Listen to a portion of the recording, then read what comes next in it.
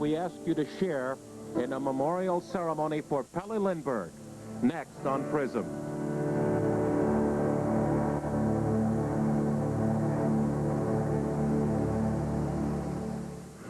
Good evening, everybody. I'm Bobby Taylor. It's been a difficult and trying last few days, not only for the players and the people that are associated with the Flyers, but I'm sure with you fans as well. Tonight, we'll pay tribute to a young man who touched us all and left a part of himself with everyone that he met, Pelle Lindbergh. With me is Flyers coach Mike Keenan. Michael, goaltenders are always considered a breed apart, and this young man certainly was. Well, he distinguished himself on the ice, certainly, Bob, as being the best National Hockey League goaltender last year, and of course he was leading us in that direction again this year with his fine play, and he had some things that I guess I could share with the fans now, and knowing some of the idiosyncrasies of Pelle and the anecdotes that would bring him a little bit closer to us. A couple of things that he used to always prepare himself. For example, we had the great series with Washington last year, and it was during the course of that game I became very concerned about dehydration of Pelle, and I went in and demanded me take off the sweater, and I grabbed the sweater and took it off, and he looked at me, and the trainers come running, "Oh, no, you can't do that. He has special idiosyncrasies." And after the game, after we won, he came to me and said, "Coach, I guess it doesn't really make that much difference." And then I thought we had that problem solved until this year. In his last game, I went up to him and I was talking to him, leaning over him, talking about some of the things that he should be doing, challenging the goalie and so on, or challenging the shooters rather. And at the same time, I kicked his mask and gloves on the floor, and he jumps up immediately and adjusts them on the floor and fixes them and straightens them and said, "I still have to have my certain idiosyncrasies in place." He didn't use that word, obviously, but he was telling me that I got away with it once, never again. So he had his own way, and one thing that we always used to do, too, is shake hands after a win. I remember I walked in one night and got preoccupied with some of the post-game activity and forgot to go over there, and it dawned on me about 5 minutes later, and waiting for me to come over and shake his hand. So he was a different individual, but a great human being. How are you going to handle that locker room?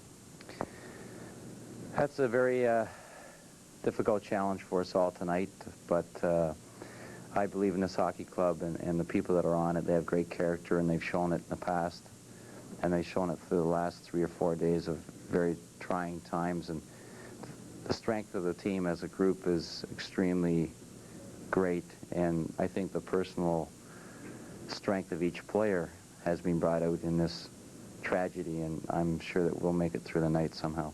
Thanks, Mike. Thank you very much, Bob. Let's go down now to Ed Van Impe and Gene Hart. Eddie Van Impe, certainly tragedy is no stranger to the Philadelphia Flyers organization, and I go back to May 1st of 1977. Well, at that time, the Flyers lost Barry Ashby, who was a very valued defenseman prior to becoming, a real asset as a coach. And thinking back to that, Gene, I mean, it was tough for the players to accept at that time. He was so well liked, so well respected, and so well thought of throughout the hockey world, and it was such a big loss that it took some time to adjust and to deal with it. Eddie, on Sunday, there was a finality to Pelle Lindbergh because of the severity of his injuries. You were advised in April 1st in a dressing room here to my left, just following practice before a playoff game with Toronto, that Barry had contracted leukemia. Was there a feeling of finality then, or was there hope for him? No, I think, Gene, there was an awful lot of hope, because you knew Barry, I know Barry, and when Barry said that he was going to beat the disease, he just took it because Barry was saying it, that he was going to do it. He just kind of said, well, if Barry said he's going to beat leukemia, it's got said and done, but that was not the case. But I think that there was an awful lot of, I guess, hope and respect towards Barry Ashby. We just expected him to beat the disease. Eddie, in a sense, you were the senior citizen of that club. When did it begin to dawn on you that he wasn't going to make it? Well, I think, Gene, that I guess the more we visited Barry, the more we, were with him and spent time with him and everything else, he realized as hard as he was fighting, the disease was winning. And we went to visit him in the hospital, and you could tell, the disease was, in the advanced stages. And I guess the club just felt that Barry had more than he could really handle. No one's an expert, I can't believe, in this era, but since you've lived through that, if you were to go in that dressing room next door and talk to these young players, how might you ask them or tell them to handle this? Well, I think a lot like Barry. I think that Pelle is a very, very respected player, throughout the league, and especially with his teammates. Barry loved to win, Pelle loved to win, and I think what you could do most for them is to do them proud by going out and doing a great job of winning the game and having a great season. We'll be back with more after this.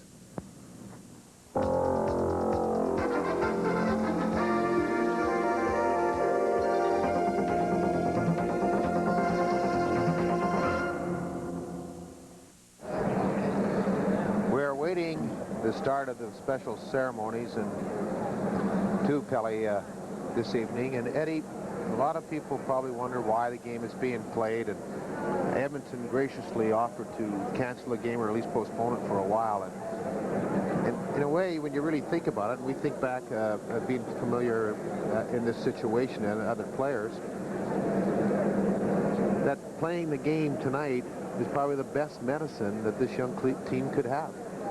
I couldn't agree more, Bobby. I think it was awfully nice of the Edmonton Oilers and Glenn Sather in particular to offer to postpone the game, but I totally agree with Flyers management with playing the game tonight. I think that the game had to be played sooner or later.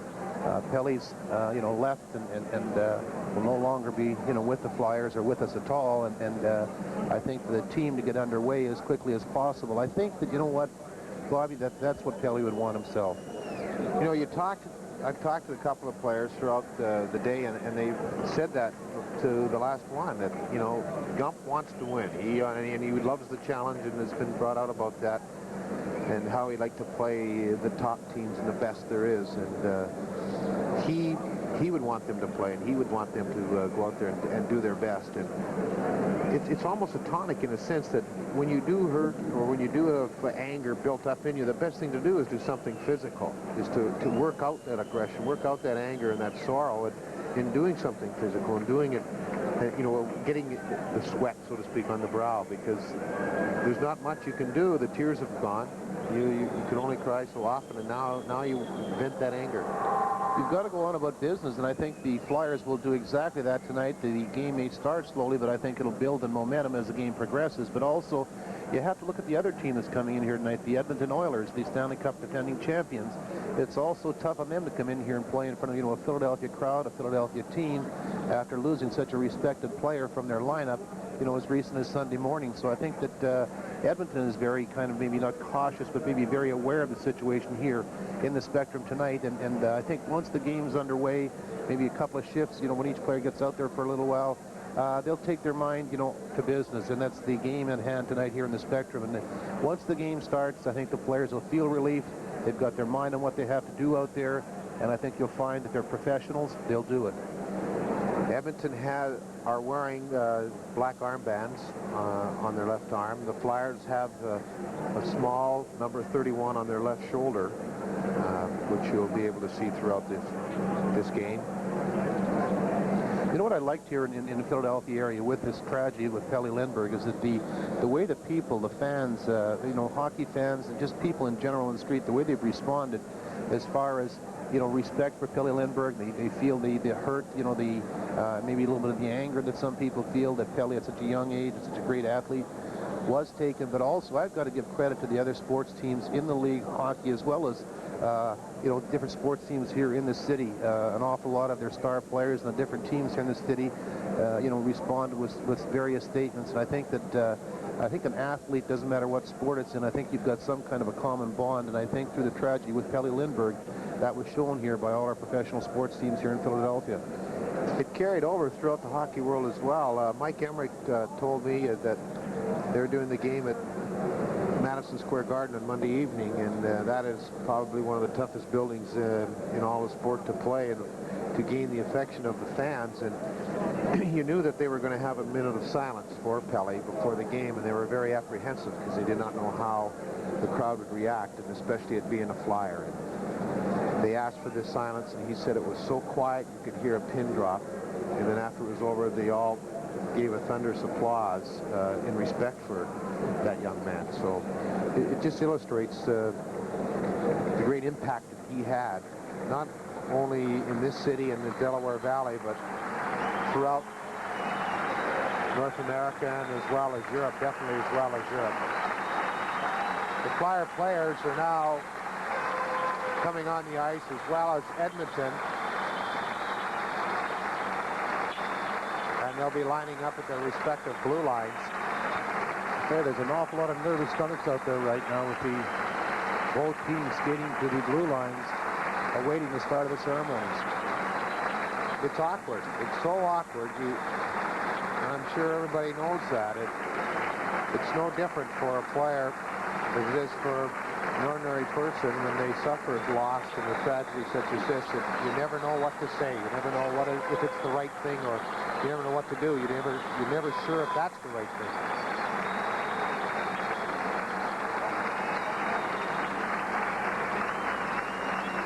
And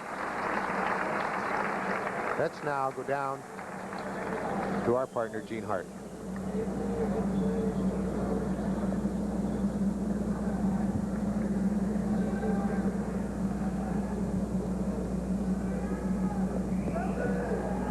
All of our good friends, what was to have been tonight a shimmering evening of spectacular hockey with the two greatest teams in the professional game has become instead a deeply more personal occasion as we, the Flyers family, the team, the organization, and especially you fans gather to grieve over the loss of one of our own.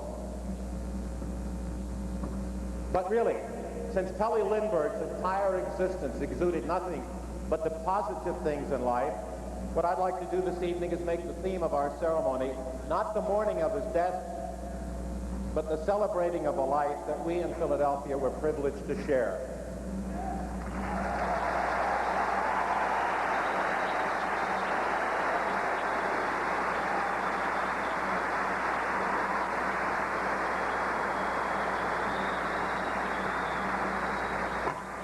But please, first, let me assure you, particularly the youngsters, that our sorrow will diminish. And it's going to be replaced with rich memories that are part of the legacy that Pelle leaves us. And the sorrow is going to ease, and we will endure, because it's really the marvel and the essence of life and its continuation. And when you talk of life, what a life filled with triumphs and achievements. And I think it all goes back and was spawned in 1959 when Pelle was 8, because in that year a team called the Flyers was born. And in the ensuing years, this young Swede began to formulate a dream. He wanted to make that dream a trip to North America, to play hockey, and to conquer the toughest position in the world's toughest game. But as he approached the teenager, the dream began to refine even more, because Pelle now wanted to make that challenge in a place called Philadelphia, because there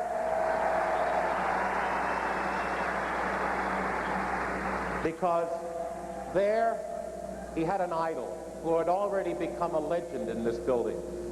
And it was his dream to become the best and to have his name on the Vezina Trophy alongside this idol, Bernie Perlon. And so the work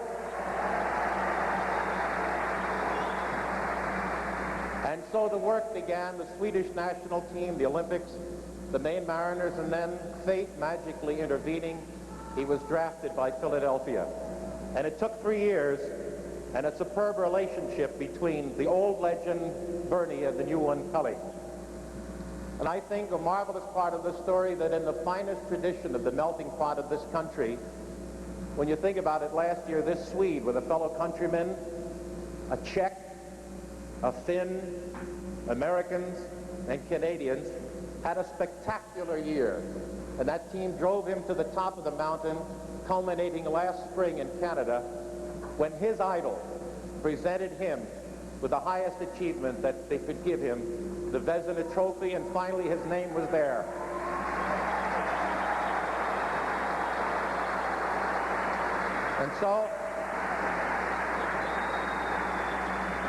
And so that far-fetched 100,000 to 1 dream that began so long ago, so many thousands of miles away, came true. He was the best. And when you add to that he was admired on 2 continents, he was honored in his homeland, and he was loved in Philadelphia, and you put together his marvelous personality and the manner that endeared him to everyone with whom he came in touch. And you add to that he was able to share all of this with a fiancée who made his every day a joy. And I might add, a young lady whose courage and strength this past week has been magnificent. And then you add to that the ultimate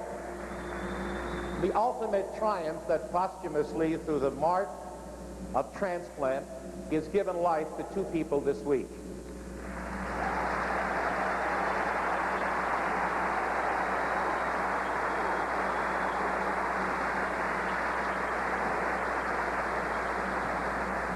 It is the fulfillment on what most or any of us in this building can expect or hope to achieve in a lifetime twice or three times his 26 years. So as Dave Poulin said yesterday, Pelle is indeed to be envied. And in a sense, I think all of us here should be envied because of the blessing of kind circumstance, we were permitted to be part of this extraordinary person's life. And so we all in this building owe fate and the Gumper our eternal gratitude.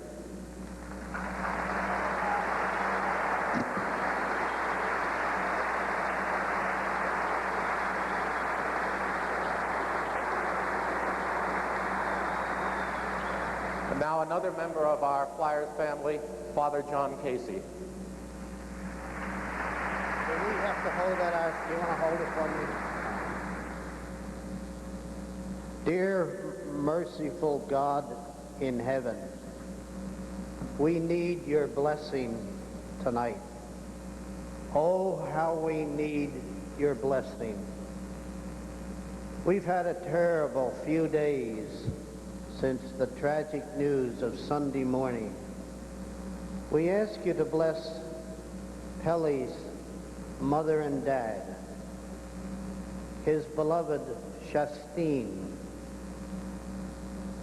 the wonderful Snyder family, the Tobins, the Scotts, the Allens, the Clarks, the Flyers staff,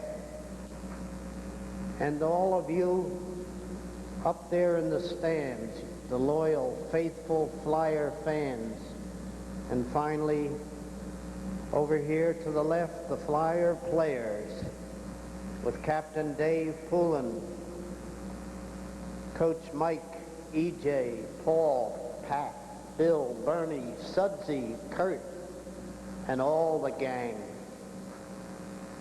Oh God, you, in your infinite wisdom, know what this loss has meant to all of us. You know how hurt we are, how crushed, how desperate we are for your blessing. That's why we ask you tonight.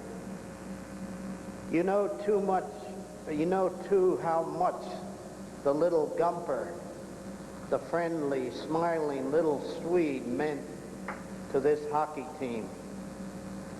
He was a real, honest-to-goodness Flyer, with all that implies.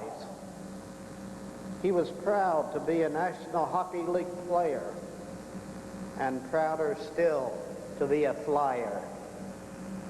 He loved his Flyer sweater and the number 31. Do you wonder why we ask you to bless us tonight? As if this loss is not enough, the loss of Pelle, guess who are our guests tonight? Dear Lord, yes, the Edmonton Oilers, the Stanley Cup champions.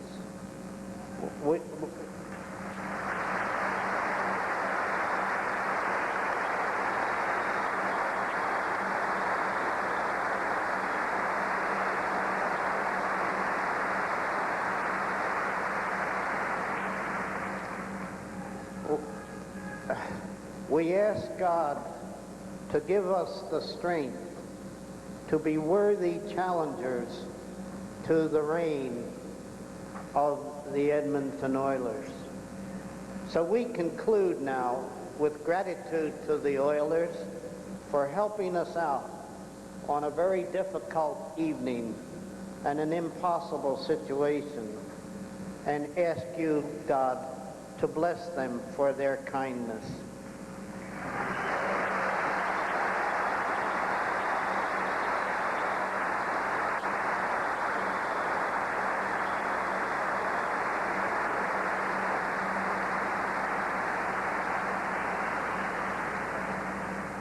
Almighty God, with your help tonight, we promise to carry on and make Pelle proud of us.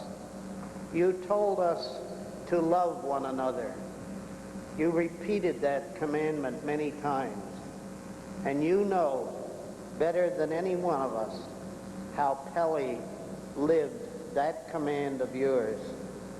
So give a special blessing now to the teammates of Pelle Lindbergh as they skate out on the ice tonight without the smiling, the loving, the gracious, fun-loving Gumper, and who carried such a wonderful report card to the throne of Almighty God. God bless you, Pelle, and pray for us.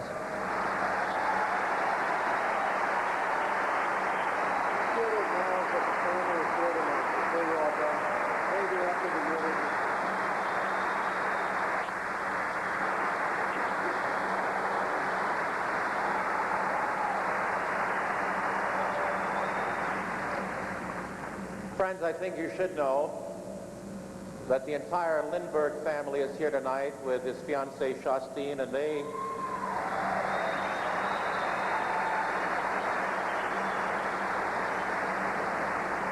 along with the players and coaches and management of the Flyers, would like to thank each of you for your kind expressions of sympathy. Your support at this extraordinarily difficult time was so much appreciated. There was nobody more thrilled in all of hockey that a two-syllable chant in this building was changed from Bernie to Pelle. He said earlier in the week it was like losing a son, and I would think there would be no more appropriate spokesman now for this organization than Bernard Marcel Perrin.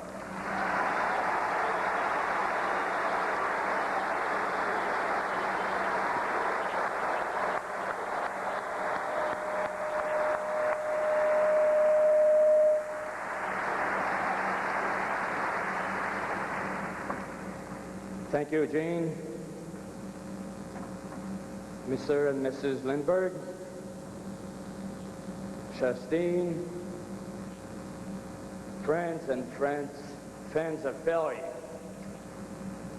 As I stand before you tonight, I feel that our hearts are one. Every single one of us lost someone we respected, someone who made us very happy, and someone who made us awfully proud. Every single one of us lost a friend, a man who loved hockey, a man who loved his family, and a man who loved the fans. No single moment in my entire career has been as difficult as this one. For this one is filled with flashbacks of one of the most memorable and positive relationships the game of hockey could ever produce. Flashbacks of a young, boyish goalie from Sweden who relied on me to teach him how hockey in America is played. Flashbacks of how this same young, boyish goalie brought to my own life a sense of purpose and accomplishment. The paper has said I was his hero. I wish I could tell you how much I admired him.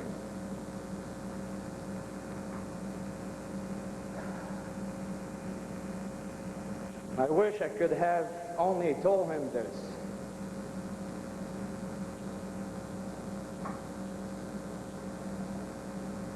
Told him how much I admired him, how much I cared about him.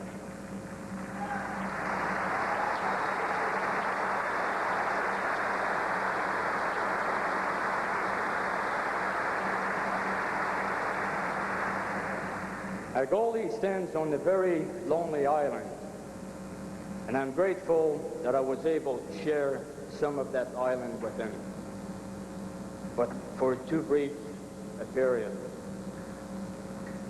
Pelle Lindbergh has become, without question, one of hockey's greatest goalies. And when death defeats greatness, we all mourn. And when death defeats youth, we mourn even more.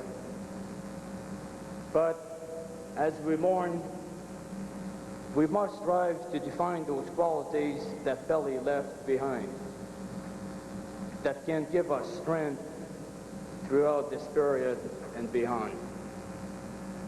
I personally feel, and the team also feels, that Pelle Lindbergh left a legacy to all of us.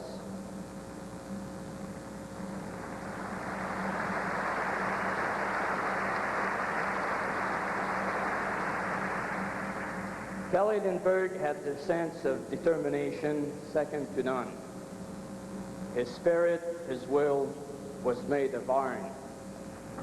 His ability to bounce back from defeat and setbacks will always be imprinted in my memory. His determination to become the best goalie in the National Hockey League was totally evident to all of us who knew him. And when he became the best, his superstar status did not go to his head. Pelle was still Pelle. Behind that white mask and behind that super talent was a boy. Young, naive, and sensitive, whose friendly twinkle and engaging innocence drew people to him. Pelle was friendly, likable, anxious to please. He loved the fans and he loved kids. When he signed autographs, he knew he was making the fans happy, and that made him happy. Most of all, Pelle loved life. And the saddest thing about this tragedy is that while his positive attitude and love for life helped him to overcome defeat, he could not defeat death. But in a way, he has. Pelle is already giving life to others, and what Mike Keenan has appropriately called the ultimate save.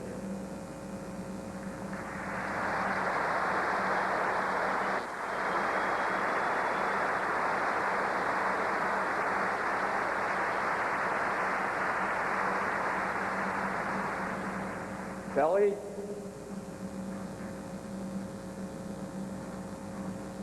you will always live in our hearts. Pelle, we miss you.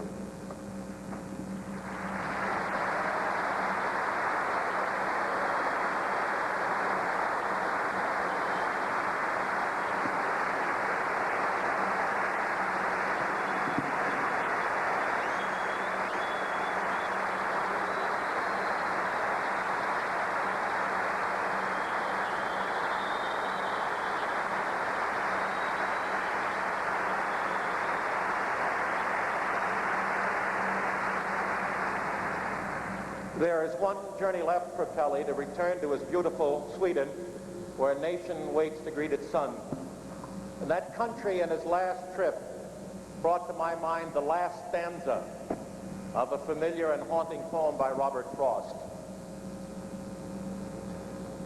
The woods are lovely, dark and deep, but I have promises to keep, and miles to go before I sleep. And miles to go before I sleep. Indeed, he has miles to go before he sleeps, but on the journey, the affection of thousands of us and the love of those teammates will act as silent escorts, and will, we pray, make the Lindbergh's family peace and Pelle's sleep deep, enduring, and serene. Now, ladies and gentlemen, would you honor Pelle Lindbergh and his country as we present Hildegard Lindström singing the national anthem of Sweden.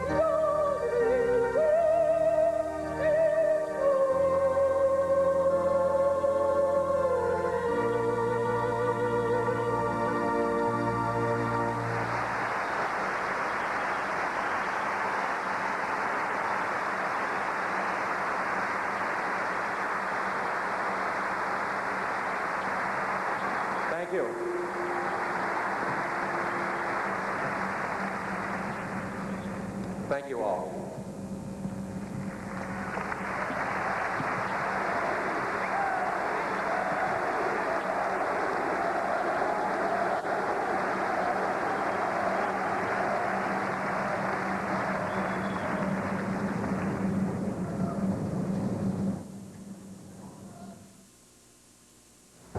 Well, I went to those hockey schools all the time during the summer. There was always some national team goalie there helping all the youngsters out. And I was at the hockey school for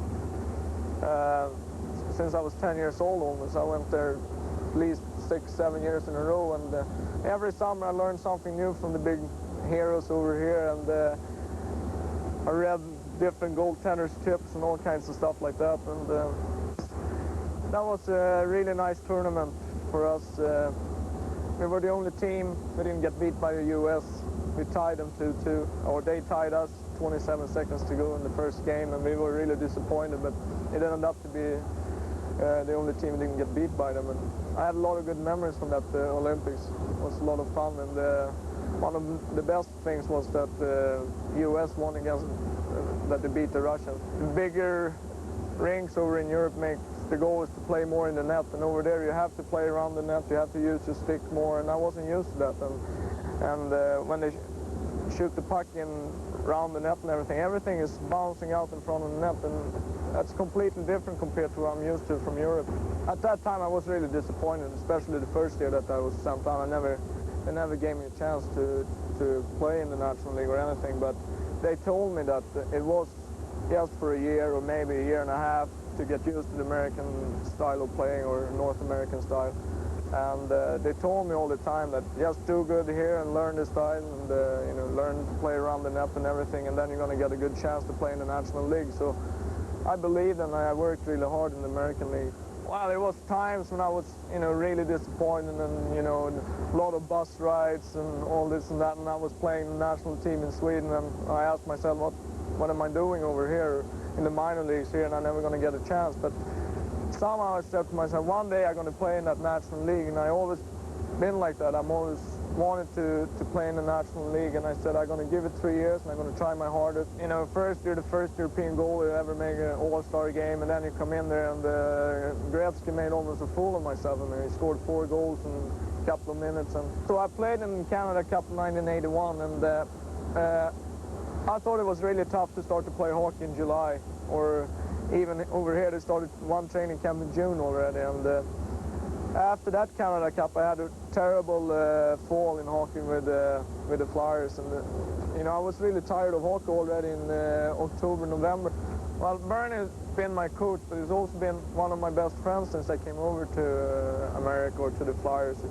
The first year in Maine, he came up, and it was not only hockey we talked about. He took me out for dinner, so we were sitting talking about everything, boating or fishing, and he was like a good friend over there. He was a guy I could talk to about everything or anything. I think it was the last game against Quebec in that series. I got hit by a puck, slap shot from the blue line right on the kneecap, and it was really sore that day and the next day, but then it almost went away. We had put a lot of ice and stuff on it, and so the first 2 games against Edmonton, it was sore, but not so bad as I couldn't play. But then in the 3rd game against Edmonton, up in Edmonton, I got hit on the same spot again with another puck, and then it wasn't the same after that. If you look back over your hockey career, what would you rate as the biggest thrill?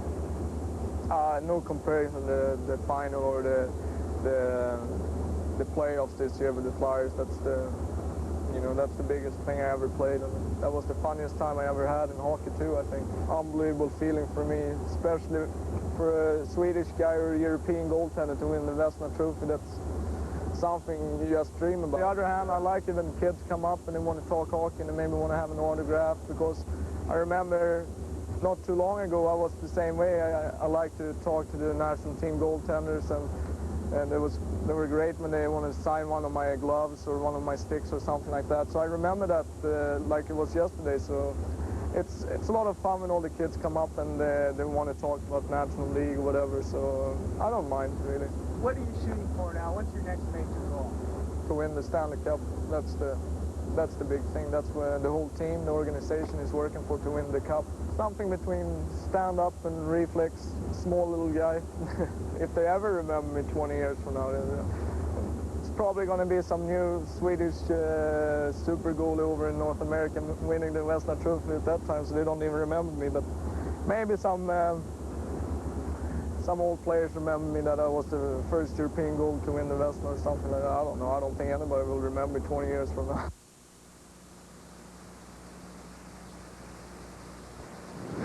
That previous footage on Pelle Lindbergh, courtesy of Hockey Night in Canada. And with us now is the Hockey Night in Canada color analyst, Dave Richardson. And Dave, this has been a very tragic thing, not only here in the Delaware Valley, but I'm sure it's been throughout the hockey world.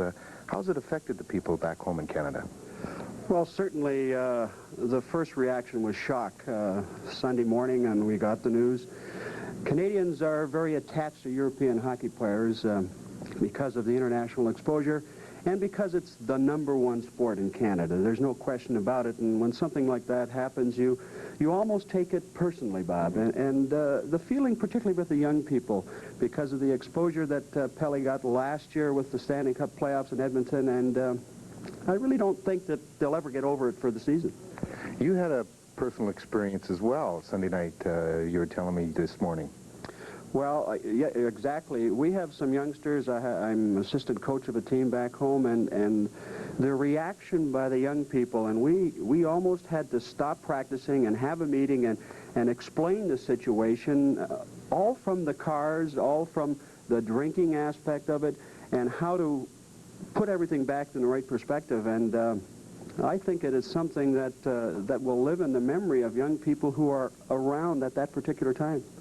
I know that Winnipeg has a couple of Swedish players, Thomas Steen in particular, and you're very close with the Winnipeg Jets because you cover them just the same way that Ed Bennett and I cover here with the Flyers. Well, Thomas tried to do an interview for television the other day, and he just couldn't get it done. He couldn't get it done. He said he grew up with Pelle. He was 12 years old. They've played pretty much all their hockey together, and he's a quiet-spoken individual anyway, Thomas, and they never did get it on. So you can see how it affects people right around the world. Thomas being one incident in Winnipeg, and when we go to Edmonton because of the closeness of the finals last year, I was in Calgary the time before, and Håkan Loob was there, that fine Swedish player. So his personality, not only his playing ability, the fact that he was a fine human being, I think that's the thing that they remember mostly and will always remember.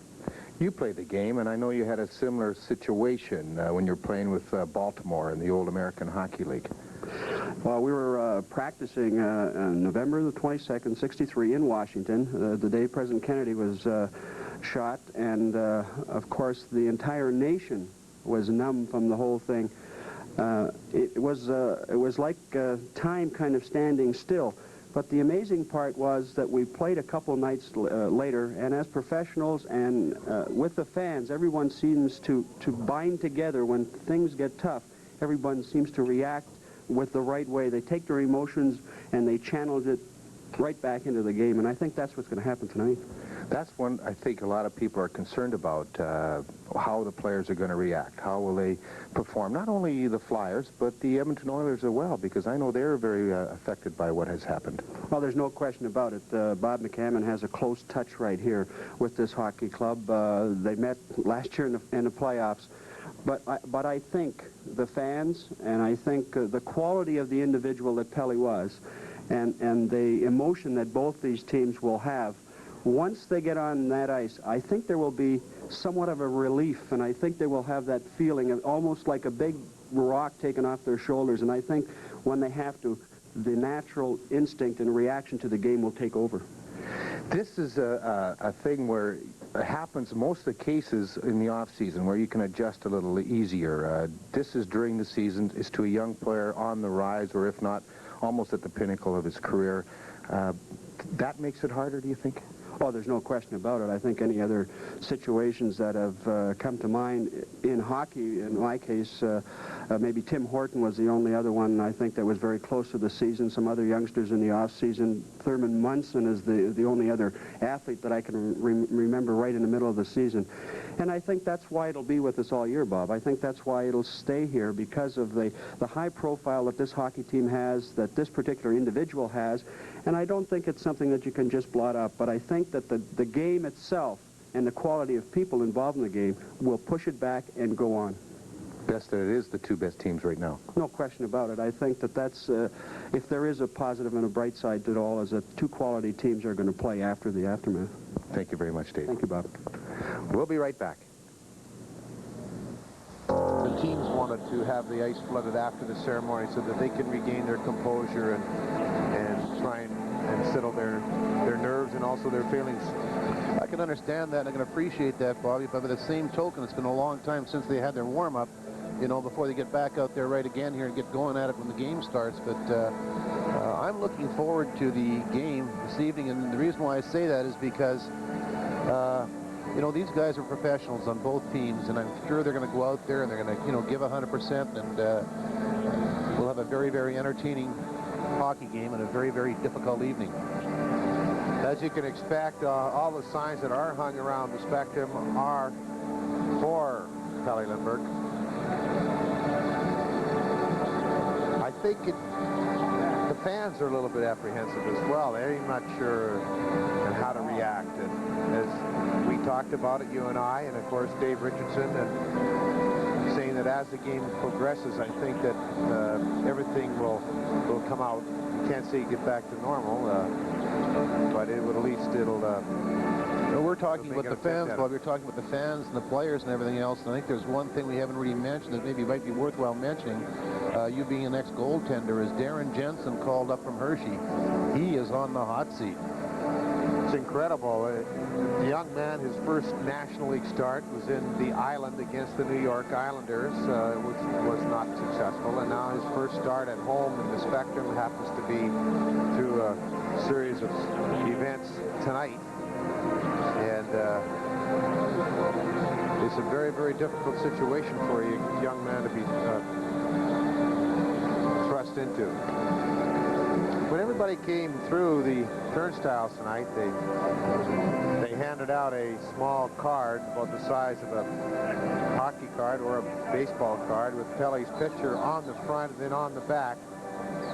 Very simply stated, in loving memory of Pelle Lindbergh, our goalie, our friend. And 31, the sweater number that Lindbergh wore, and that will, I'm sure, will be retired here at the Spectrum, and nobody else will wear that jersey.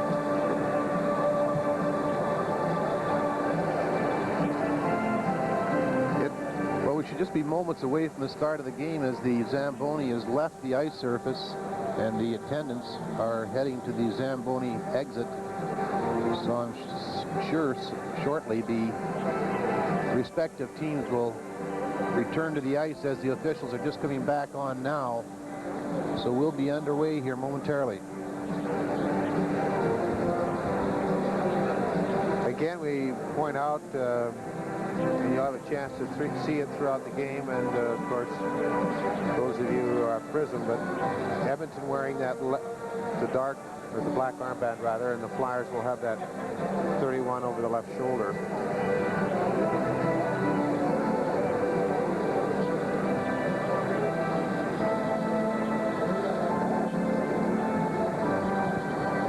Well, we welcome you back to the Spectrum. Flyers hold a lifetime advantage over Oilers. They've won 13, lost 5, and tied 2. And they have an extraordinary edge here. They've won 8 out of the 10 games played during the regular season. The only 2 games the Oilers won, a 5-3 game in which Gretzky had 4 goals, and a 4-3 game in which he had 3. And the oddity, Eddie and Bobby, that in the 6 years coming into this year of play between the two, there have only been 3 hat tricks. Gretzky a 3-goal game, a 4-goal game, and a 5-goal game. And obviously there have been no shutouts. But I would think you can get a lot of lip service. But what in the world does this club have to get up for? They're going to win their division from here to next year. They are outstanding. There are very few challenges in the league. I wonder how Glenn Sada gets them up. The only thing they seem to play for is their numbers. Well, I think every time they go out there with the intent to win every game, and I think that maybe that's what Sather says, that you can always improve in what you did last year. You know, personal pride has a lot to do with it. When you are the best in the world, you've got to prove it all the time, and I think that the motivation comes from within. That's why they're considered the best hockey team in the world now. It's because they are the type of individuals that want to prove it to themselves time and time again. And this is a club that makes changes. They don't stand pat. They've had a couple of new players to their lineup this season alone. Melnick and Keenan and McTavish is off to a good start. Keenan. So you have 4 players right there. Although Keenan not playing tonight, but there's 4 players right now on a Stanley Cup champion team, and that usually isn't done. But what's wonderful, when you have 5 super players and a goaltender, all you have to do is add competency at a lot of fill positions. And McTavish is not going to star, nor is a McClellan going to star, or a Napier with another team. But they're such tremendous shock troops for this club. They're going to, those great players make the other ones even better. The officials tonight, Don Koharski will be the referee, and the lines will be Jerry Gauthier and Gordy Brossiker. Playing in the net for the Edmonton Oilers will be Andy Moog with a 3.23 goals against average, 5 wins, 3 losses, and a tie. In the net for the Flyers, Darren Jensen, who's been recently called up from Hershey. His record in Hershey was a 2.99 goals against average, 8 wins and 1 loss. And now the voice of the Flyers, Gene Hart. All right, my friends, I think the best thing to say now is let's get on with it and play hockey. Oilers will defend to the left. I'm sure you've mentioned Grand Pure out with an injury. Ron Lowe, the backup. And the backup for the Flyers on the bench from the International League, Mike Blosky. Tonight, Philadelphia will go with Kerr, Poland, along with Howe and McCrimmon. And back for the Oilers, Huddy and Coffey, who've been a regular defensive pairing for 3 years. And up front, an incomparable duo of Curry, along with Wayne Gretzky. And sharing the spot on the other wing is Mike Krushelnyski. Bob McCammon, former Flyer general manager and coach, who coached Pelle Lindbergh at Maine and here, is directly below us now as assistant coach and relaying strategy to the Oiler bench to John Muckler, who was the assistant to Glenn Sather.